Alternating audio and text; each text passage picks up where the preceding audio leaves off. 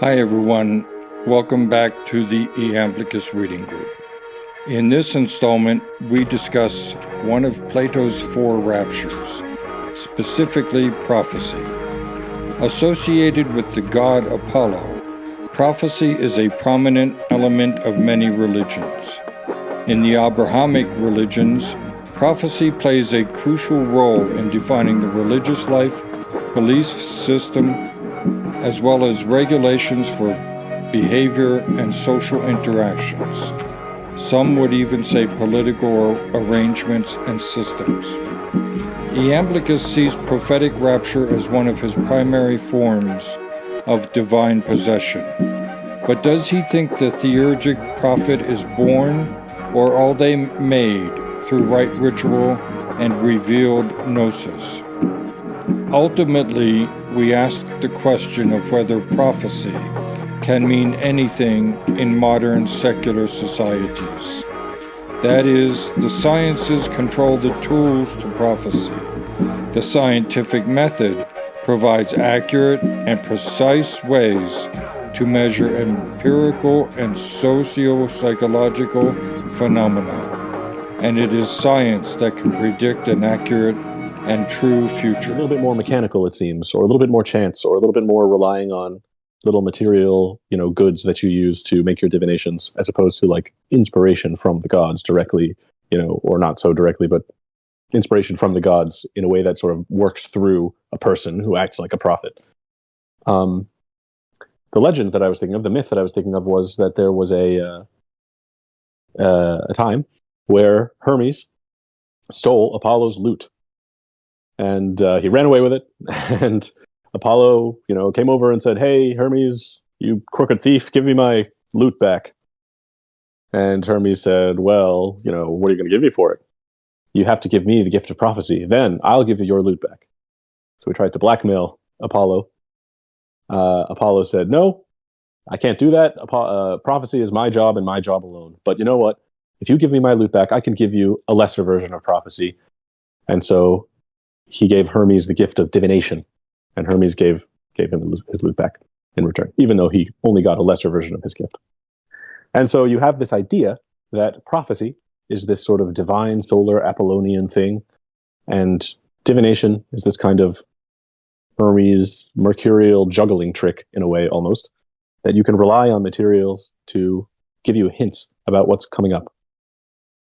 So I would say that when we think about ways that we predict the future today, when we think about meteorology or, financial forecasting and all of these ways that people can project into the future based on analyzing conditions now, this is probably more of a Hermes type thing than an Apollo type thing.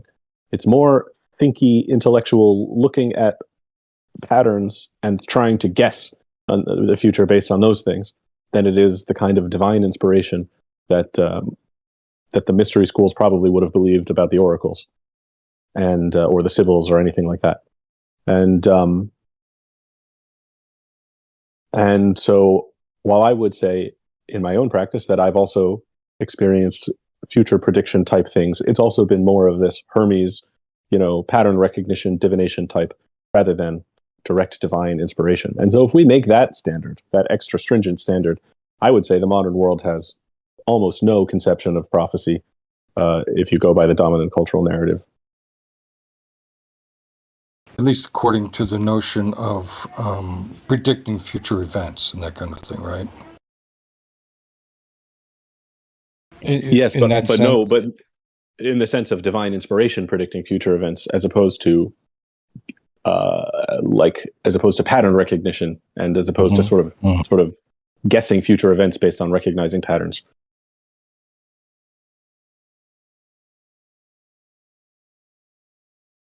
Arjana, what do you think?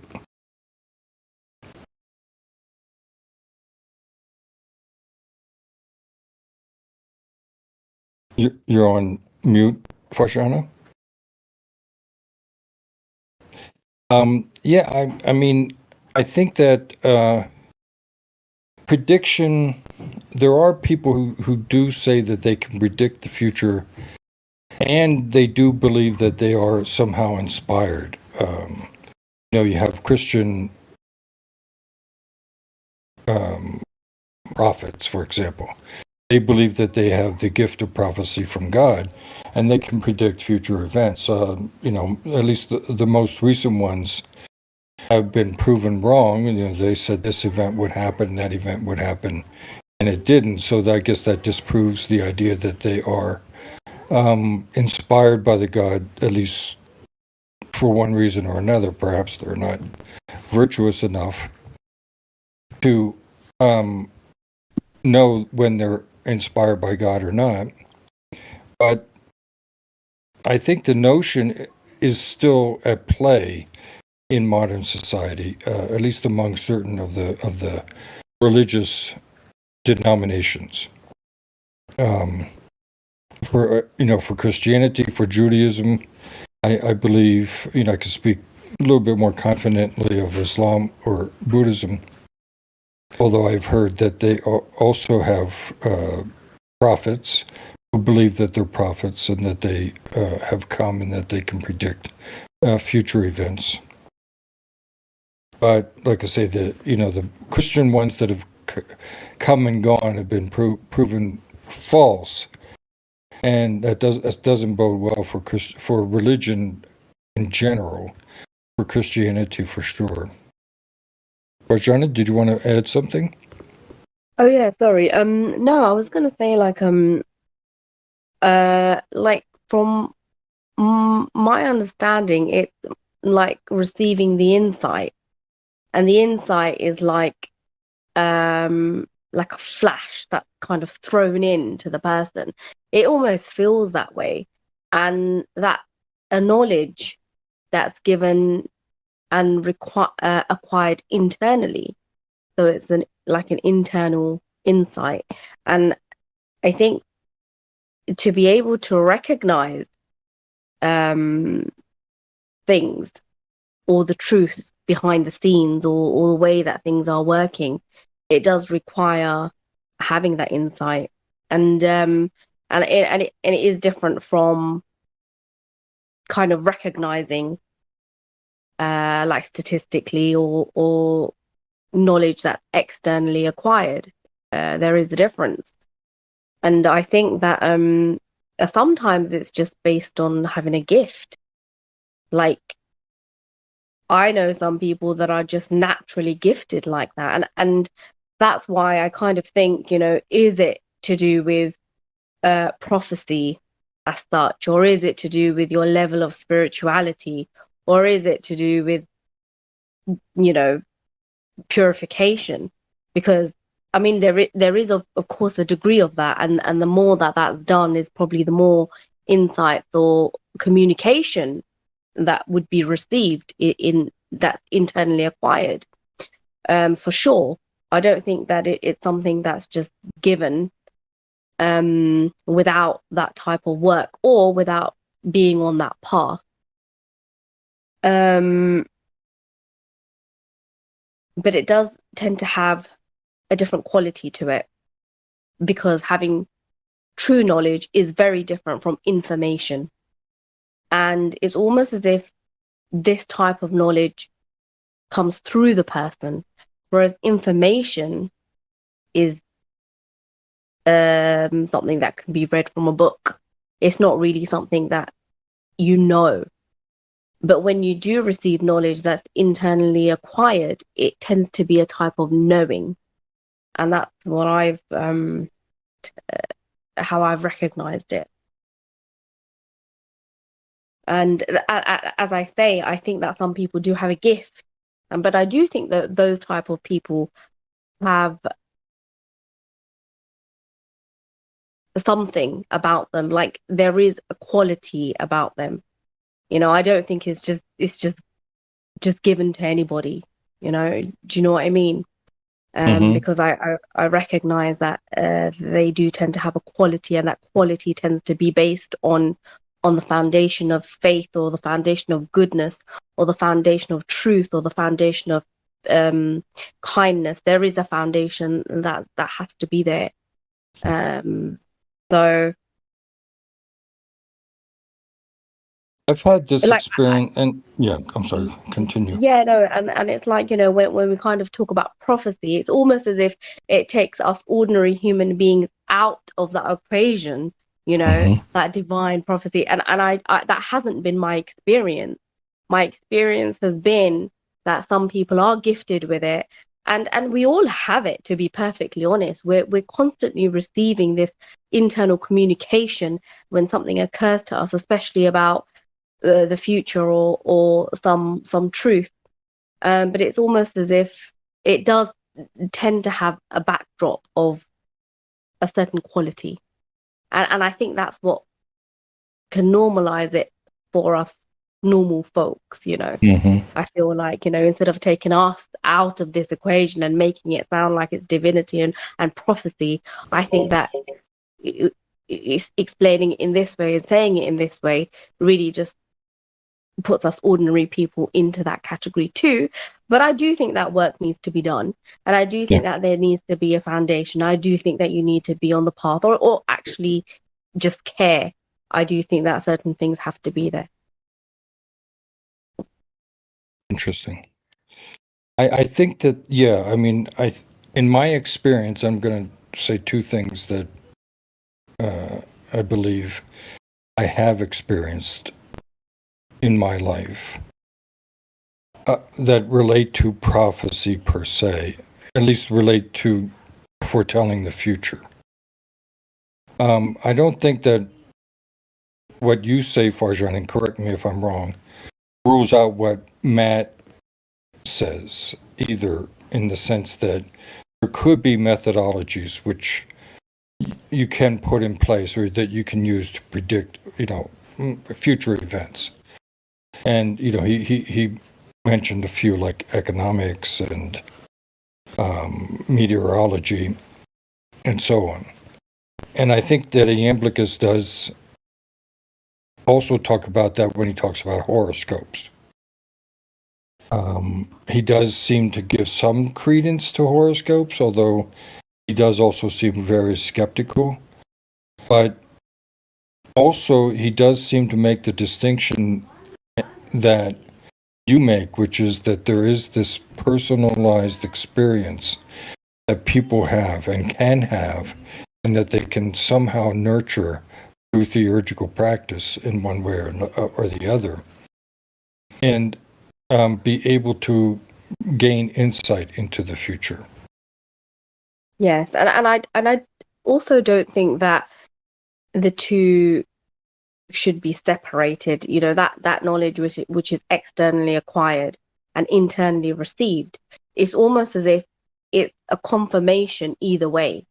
So if I was to analyze something in the external world, let's say, then the internal receiving of the insight and that spiritual kind of communication would then confirm. It would be a confirmation.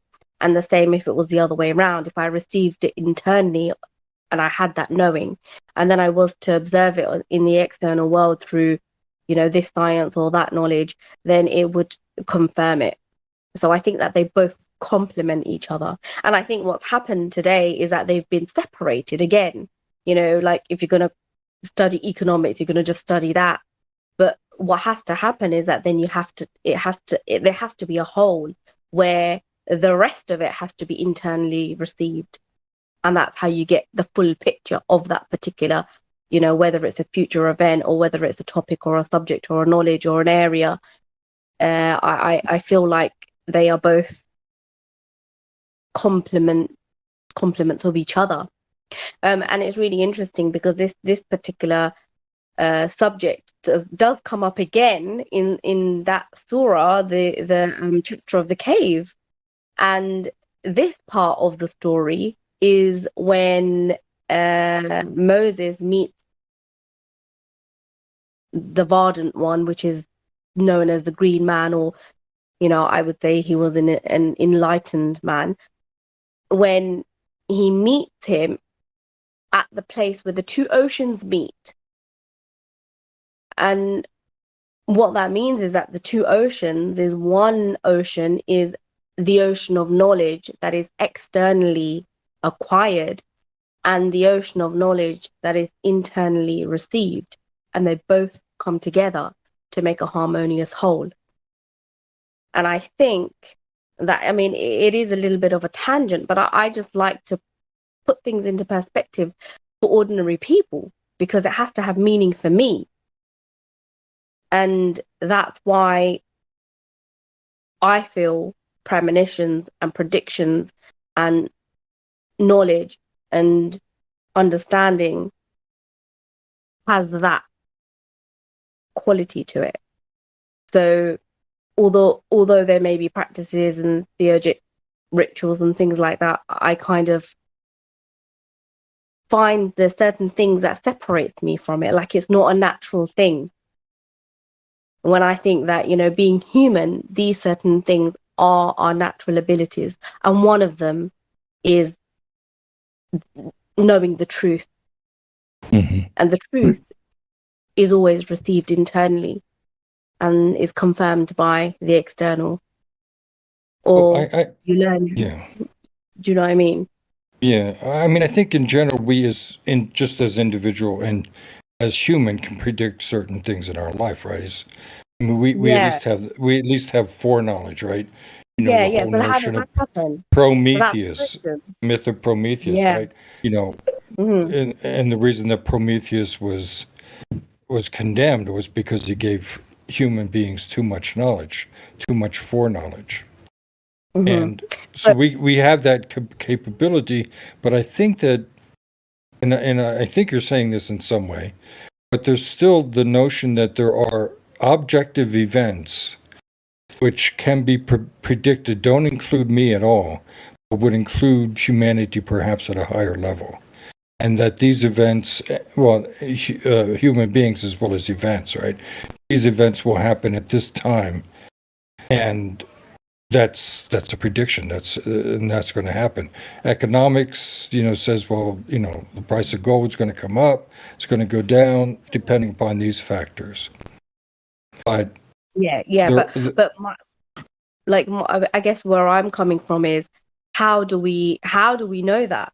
Like, I mean, how do we internally make those predictions, without putting so much time on that subject as a subject?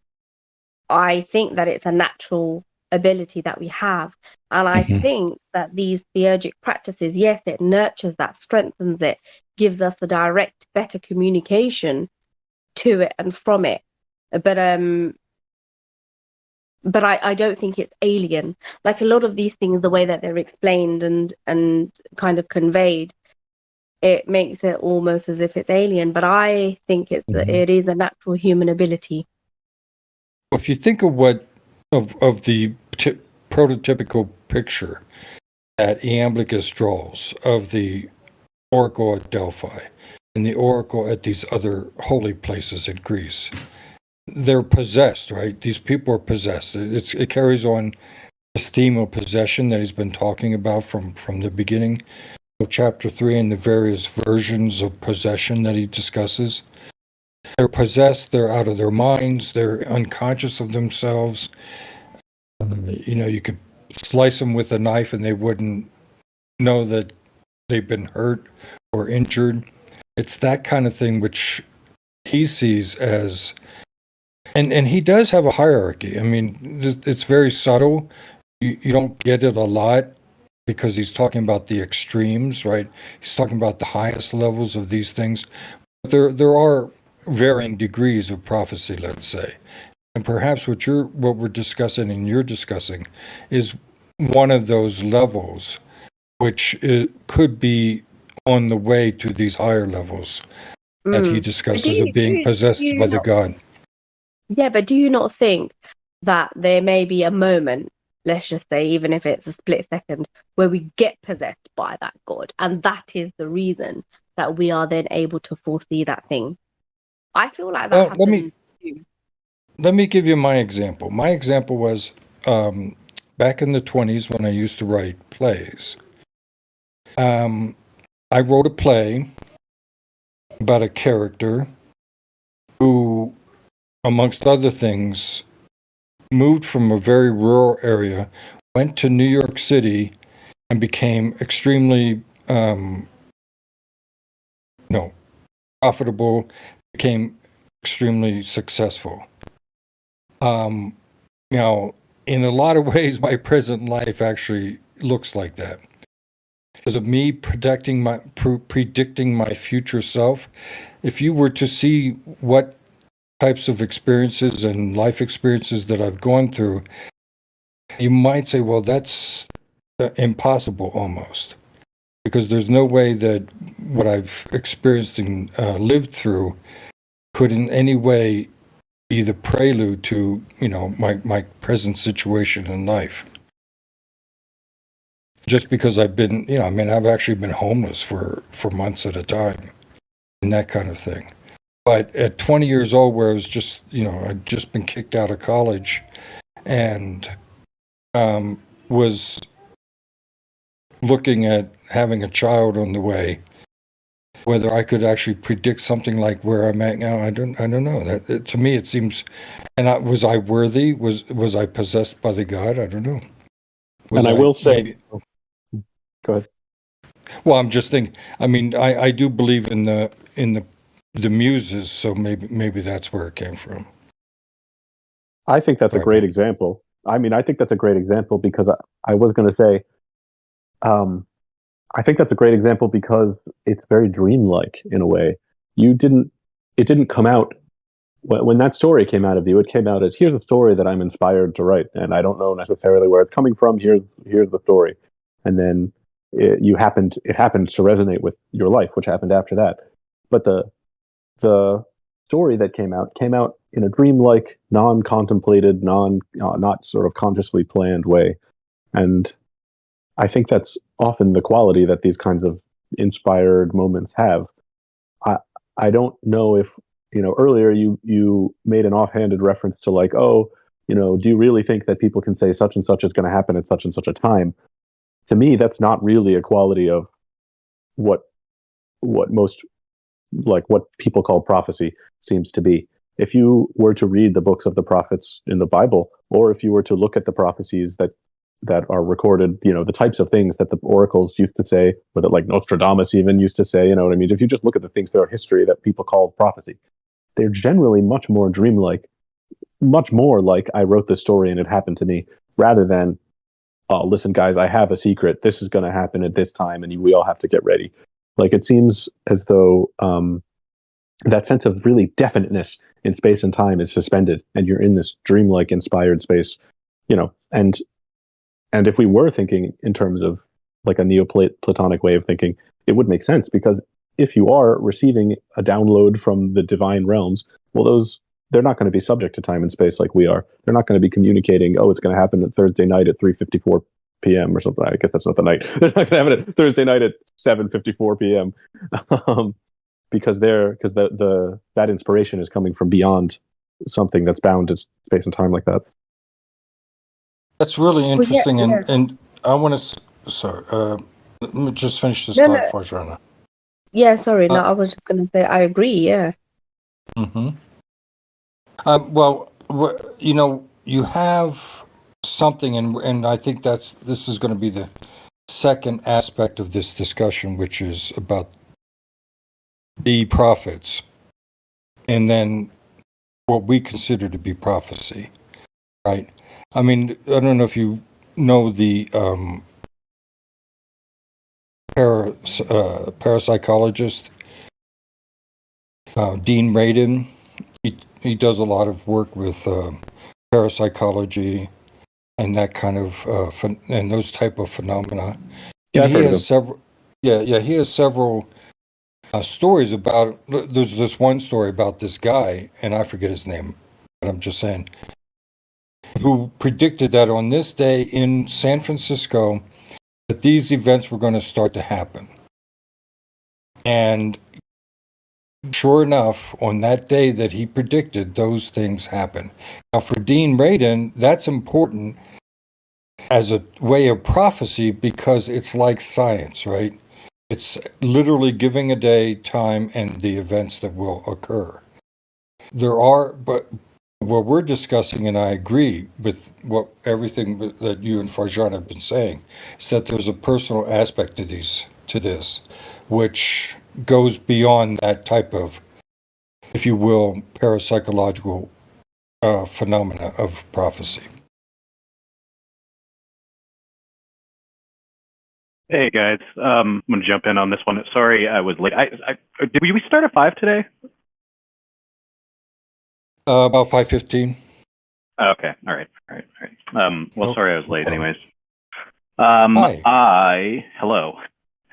I really like what you said there, Matt, and I just want to make like one little distinction. And I relate to this pretty strongly, especially just in the discussion of what prophecy really is and means, because I read a lot of tarot, and I read it like for people, and what I always tell them, my little spiel at the beginning, is like, I cannot tell the future, I can just give you knowledge.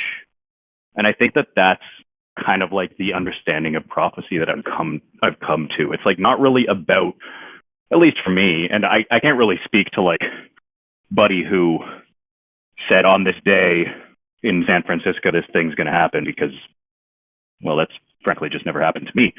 But there have been times when I've been using these like spiritualized tools, and I get like a sense of prophecy, but again, it's very rarely as like this thing is going to happen. It's like, this thing is true for me right now. This thing is broadly important in my life. You know what I mean? It's like those things. And I'm sure that there's like a psychological explanation for that too, but like, I generally think of prophecy more as the communication of information and knowledge rather than like the future and events, you know? It's just my experience. And like, yeah, and it's just funny that they're bringing this up today, because I literally always, especially if someone's never had a tarot reading before, like I'll tell them, you know, I'm not here to tell your future. That's not the function of prophecy. So yeah, I really was picking up what you were putting down there, I guess. Well, that's a great example, because, you know, I have done tarot, and I'm actually afraid of doing tarot now, because it's becoming so the same stuff is showing up every time, which just is freaking me out. Like, why are these things showing up all the time? It's the same stuff, you know, it's just really, really strange. And so, but this goes back to Matt's notion of craft, if you will, or what did you call it, Matt? You were talking about a methodology, divination. Yeah, divination. This goes to divination as a form of divination, which is, you know, a practice that one can learn and nurture, and maybe it can work. I did my master's thesis on divination and dream interpretation and divination. You know, what interpreting dreams in terms of the future, and what meaning dreams have for a future life. Sorry, go ahead. No, I was going to say, like, with the communication, I think that's what it comes down to. That's the key. So it is a communication from the deeper parts of us, or spirit, or divinity, and that is communicated down to our minds. And that's how I understand it. And the predictions of the future and events and certain circumstances and all of those other parts of it is just a consequence of that. It is not, you know, the main function of this communication. And I did want to just make a I do distinguish that there is a difference between actual prophecy, which is given to the prophets, and the rest of mankind. I think that there is a clear distinction. That's I actually a great point. Yeah. Yeah, and I think that the prophets have a higher status. It's almost as if they are born enlightened. They have a role to play, and that's why they can come on into the earth. So their configuration cannot be like the rest of humanity. So the prophecy that they receive has a very, very specific function. It's not the function of the rest of humanity. So the communication that they receive tends to be pretty much unhindered, unspoilt.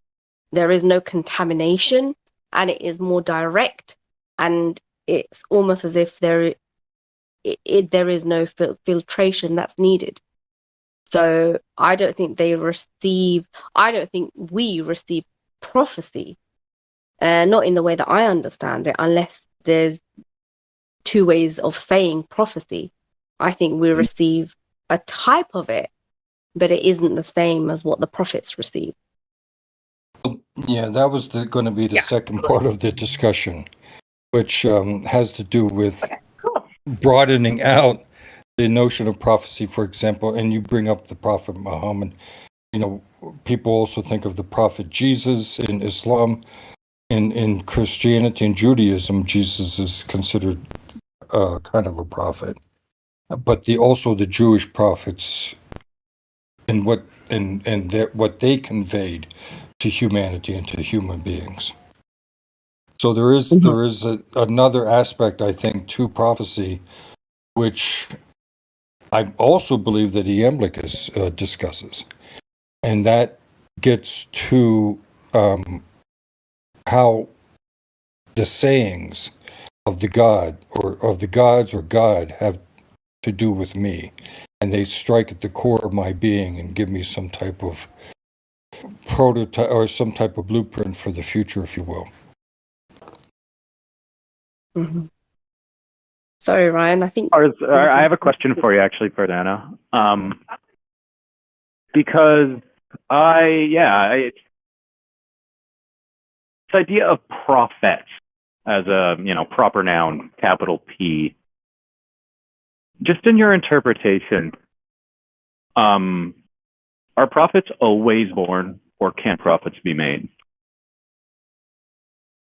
Sorry, say that again. Are prophets always born? Is it like inherent in a prophet to be born as prophet, to be kind of like, Yes, I believe to the earth, so to speak, or can you do the work? I don't think that they're gifted. I think that they were created for that function and purely for that function. Right. That was right. their job. That they were selected, or they were just created to fulfill that function. And I don't believe normal human beings can become a prophet, because we were not selected to do that job. But what we can do is get to a station that's at the level that's just below the prophecy. And the prophets are of the highest status in that sense, but they were created that way. That was their creation. That's their function.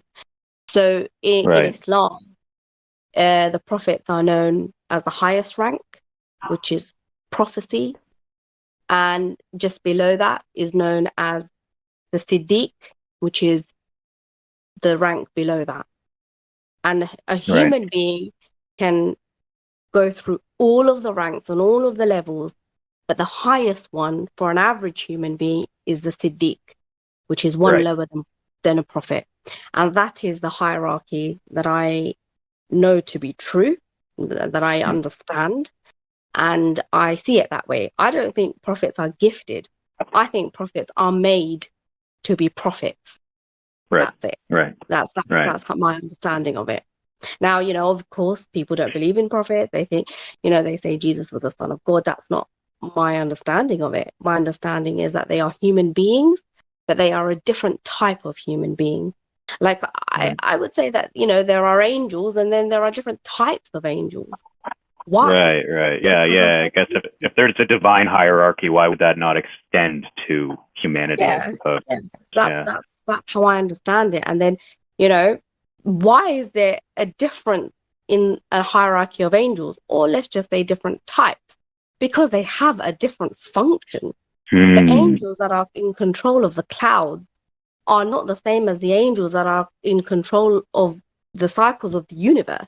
They have two Right. very different functions, and that's how I understand it. So, you know, when it's like, oh, you know, prophets are gifted, well, they are gifted, but it's not that they are gifted over the rest of us. They have that function, we have this function. And I think as long as they fulfill their function, that's their duty. And if we fulfill our function, then that's our duty and our responsibility. And that's individual, right? So for me, it's what is it that I'm here to do? And that's specific to me, and that's important to me, and that, you know, for me, and that's between me and God, and it's for me, and I do it for him. So that's why it's quite irrelevant, the rest of creation for me. But Right. I recognize it, and there is an importance to it, and I understand it, and I follow Prophet Muhammad, and I love Prophet Muhammad, and I love Prophet Jesus, and I love all the prophets because they came here for us, you know, and that's how I understand it.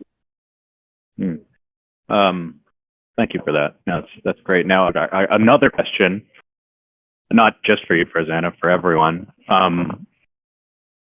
In a Neoplatonic framework, then, are heroes prophets? Like, well, I suppose no, based on that definition. Right. Because the heroes are, they make themselves, I suppose, or, you know, well, I'm going to use that for the simplest explanation. But, like, I don't think that there's anything inherent about the hero to be a hero. It's based. Am I correct in that interpretation in Iamblichus? Well, I mean, Iamblichus does believe that there's some type of spiritual birth involved in heroes. You know, that they have reached a certain level of existence, which is not of this material world, and therefore their origin does belong in the spiritual realm. Right. But I suppose the like operative phrase there for me is they have reached. Right, like they have themselves. There's nothing necessarily inherent, I suppose. Is my interpretation. Like anyone could become a hero, a Neoplatonic hero, but not everyone could become a prophet. See, again, that's where I'm drawing. That's where I'm drawing a distinction here, and where I think that Theurgy, and I think that Iamblichus wants to say that Theurgy can give us prophetic right, gifts. Yeah, right. Like the early Christians said, you know, you have these spiritual gifts, and the gift of prophecy was one of them. You know, the gift of tongues was another. But that is a gift which is given, at least according to the early Christians there, that is a gift of the Holy Spirit, right? So that would, in a lot of ways, Theurgy has that type of understanding too. That when one purifies oneself, performs these rituals, comes in contact with these other realities, these forces like the gods and goddesses, one can be possessed by them and then become a prophet. But, you know, that can be inculcated, it can be nurtured in one's soul by following these practices. The way that I have heard other mystics talk about this, what it sounds like to me, if the average human being can be possessed by a hero, then, and if that's the highest of the hierarchy, I actually don't know what the highest of the hierarchy is in Iamblichus's model, but if the average human being can be possessed by a hero, then it would put them in the category just below the prophets, which is Sadiq. And but actual prophethood and actual prophecy, we can't reach there. it's not Right. possible for us to become that or go to that level, because that's only reserved for the prophet. And I don't think that it really matters, because to be at a level just next to the prophet, or let's just Right. say below the prophet, is, I think, it difficult enough to get anywhere near there, but it's also enough. It's enough for a normal human being, I think, because that's a great responsibility. Right. Yeah. As a normal average human being, don't think I'd even want things like that. This is hard enough as it is for me. The amount that, let's just say us four that we know, it is a lot to carry. It is a lot to see, and it is a lot to understand, and to be able to see beyond the veils, even to a little degree, it's hard. So I'm okay. I'm quite happy with whatever the hierarchy is. If I can even reach anywhere near there, then I'm content. Even getting past the first couple of levels is extremely difficult. Yeah, Can we clarify? I would just like to state before moving on, I have no pretensions of prophethood. I was just, this is more of an intellectual exercise. But yeah, sorry, go ahead, Jess. Yeah, I was just going to say, let's clarify, I think, for this discussion, because this, again, was the second part of the discussion I was hoping we'd get to. And that is the distinction between the prophet who prophesies future events and the prophet who gives us insight into our own being. And by that, and this to me is what the prophet Muhammad does. This to me is what the prophet Jesus does. Gives me insight into who and what I am and my place in the universe, which is very distinct and from, oh, well, yeah, 10 years from now, you're going to do this, that, and the other thing. What this type of prophecy does is it's much more cosmic, much more universal for who you are, what you are, where you are, etc. Yes, And I think that's, yeah. that does really kind of hit the nail on the head, and that's why I say that the prophets had a function that was different. And if you have a look back at the history of all of the prophets, that's exactly what their function was, to help you and me to get that insight and take a look into our own being and take that journey.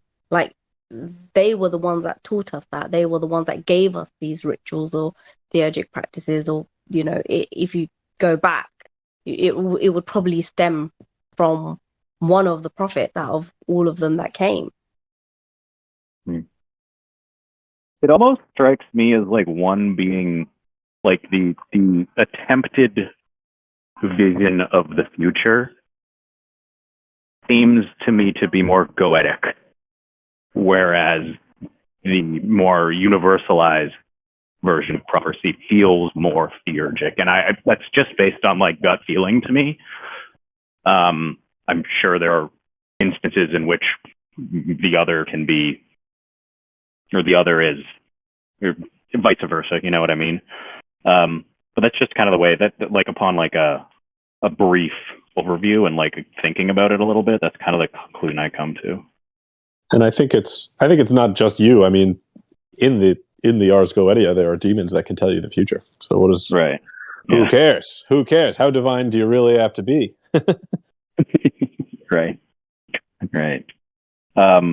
Yeah, because I often feel like I always talk about like the fact that all this needs to be felt in order to be done, and like I think the motivation is a very big factor in how you perceive and feel these things.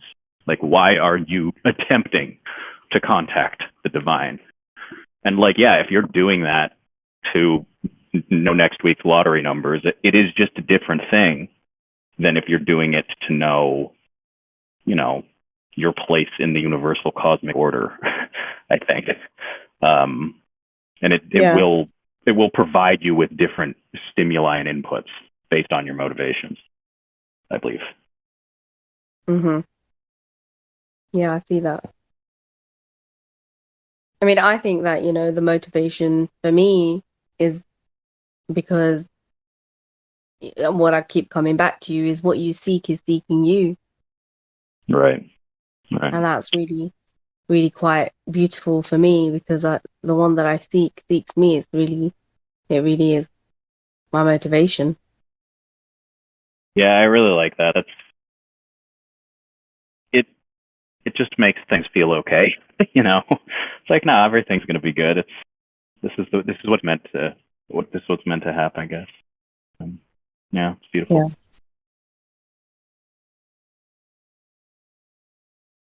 Well, does prophecy continue then? One of the big contentious points in Christianity and as well as Judaism, and I'm not sure about Islam per se, but does prophecy continue into the present age?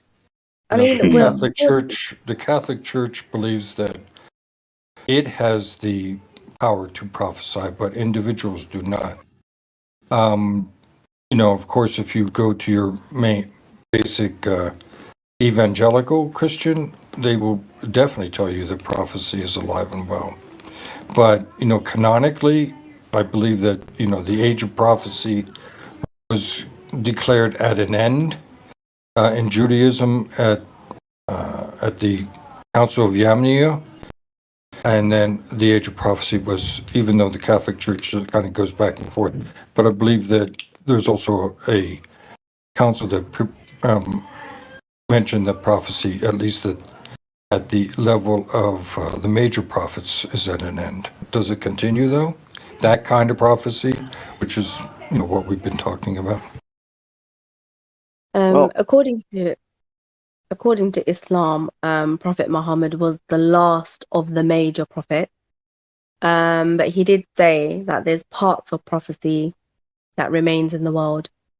So the way that I understand that is that there's the major prophecy has ended, but the gifts of prophecy, which is, I guess, to know, to understand the truth, to predict the future, or be able to see future events, dreams, things like that, remains. And that's with us.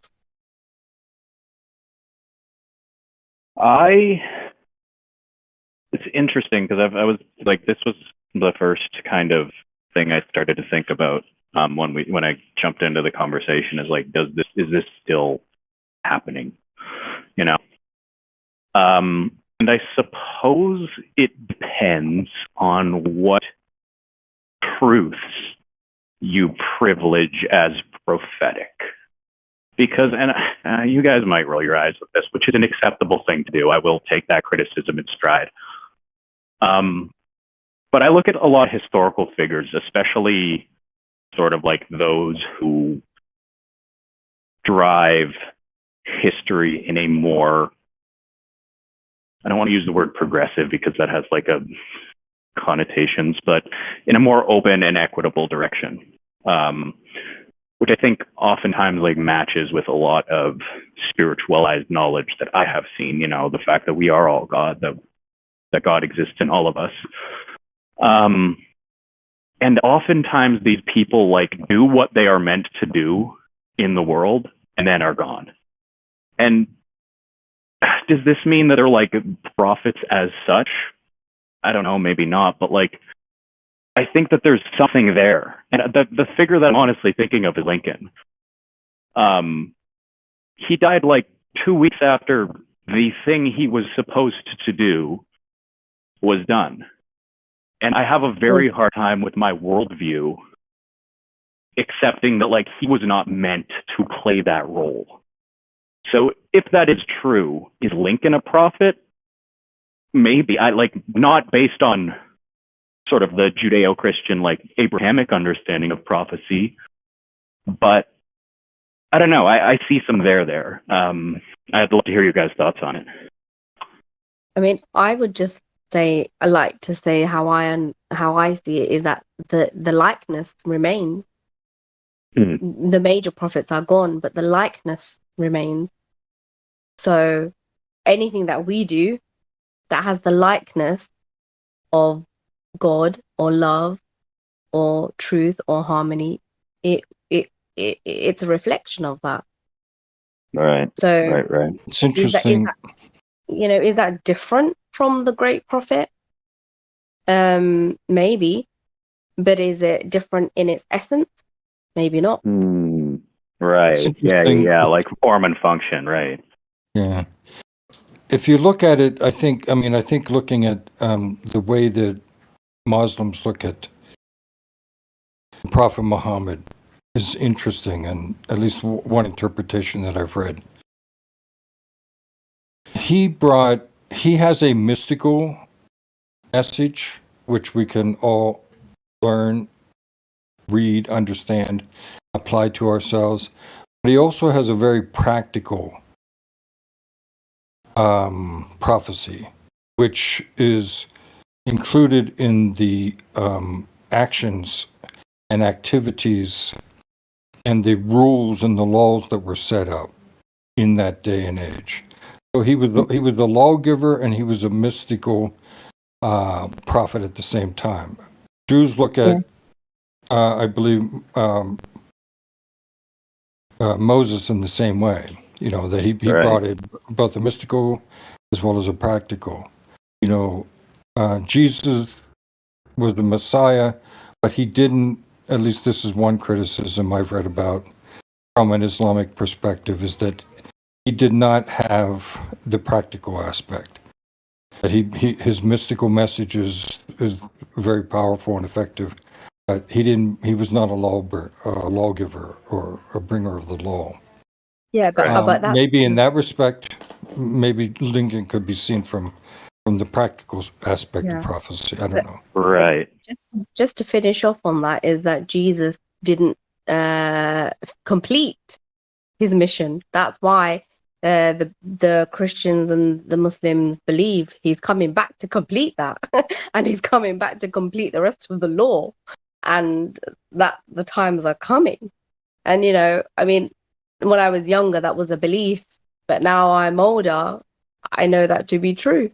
Now, lots of people say, "Oh, is a great prophet going to come back in human form?" And I say yes. Well, wouldn't that depend on which branch of Islam, right? Because if you have the 12 imams, I think the majority of Islam believes that to be true. The 12 imams, that there is an imam which is the leader that's going to come from there, is the leader, and he's known as the Imam Mahdi. And the prophecy tells us that the Antichrist will also be here, so there will be all three of them. But it will be the Imam Mahdi and Jesus that come together, and the two worlds of religion, Orthodox Christianity and Islam, are going to come together to fight off this force. Now, it all sounds very like a film. Sounds cool. And Yeah, cool, like a film, but you got to start writing the script right now. The thing is, right, when people are quite skeptical of this, and it's like, okay, let's wait and see, because if it does happen, then what is there to say? I may not be alive, but then what if my kids see it? It will be history, the history like it's never been written before.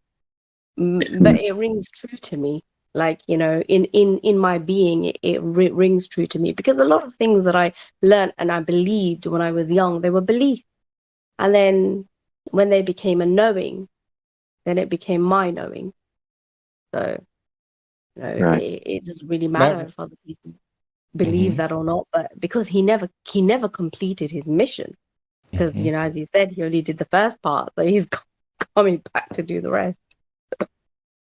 Sorry, Farzana, I don't know much about this in Islam. It's quite fascinating to me, especially given sort of the vision of Islam we're presented in West sometimes. It's not, you don't think about theologically Christians and Muslims coming together.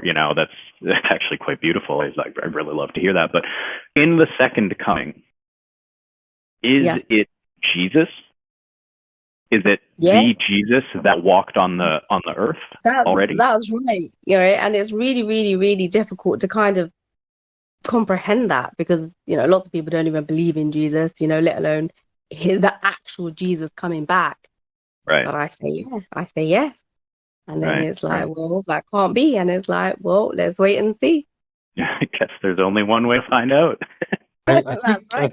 I think it depends again who you talk to, because I know that when Khomeini was in power and he was they were talking about him being the, you know, the 12th occulted Imam. So he was going, and at the same time they were saying he was the Mahdi, which is, Yeah, but you know, this is it. This is where it requires the insight. If you can see, then you can see. If you cannot see, then you cannot see. You see, they say in the land of the blind, the one-eyed man is king. The one-eyed man is coming, and that's known as the Antichrist. Now, people are going to be following the Antichrist. The thing is, will me and you recognize him as the Antichrist? Because he's going to come and he's going to say he's the Messiah, and he's going to say, he's on yeah, trial he is right God. now. What would you mean? He's, Yeah. people from the U.S. Yeah. People from the U.S. get it. Yeah. Yeah. I know what you mean now. Yeah. Hate So that. Thanks. that's the thing, and it's like, Sorry. you know, that's where the individual person comes in. Do I recognize that? Will I recognize Jesus if he really comes back?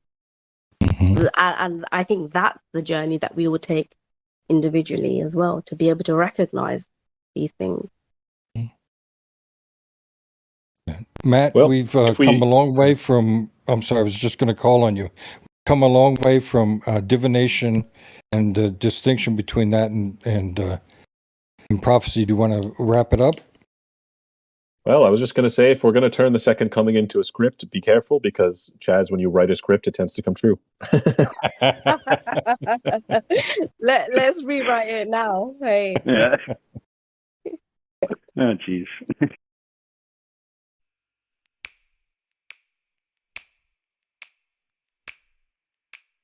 Thank you for joining this installment of the Iamblichus Reading Group.